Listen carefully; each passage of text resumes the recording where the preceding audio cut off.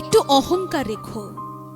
ওই অহংকারটাই তোমার সেফগার্ড, ওটাই তোমার ব্যক্তিত্ব। হয়তো তুমি ভাবছো অহংকার রাখবো, না না, সে হয় নাকি? লোকে তো অহংকারী বলবে। সস্তা হয়ে গুরুত্ব হারানোর চেয়ে একটু অহংকারী হয়ে থাকা কি ভালো নয়? গোলাপ তো সুন্দরী, তবুও গোলাপ কাঁটা নিয়েই আছে। তাই বলে কি গোলাপের জনপ্রিয়তা কমেছে? বাঘের হিংস্রতা থাকা সত্ত্বেও সে জাতীয় পশু, হিংস্রতাই তার অহংকার। ঢোঁড়ার বিষ নেই, তবু তার কদর নেই।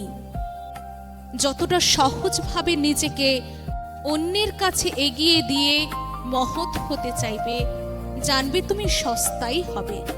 একটু অন্তত অহংকার থাক, ওই অহংকারটাই তোমাকে আলাদা একটা সৌন্দর্য দেবে।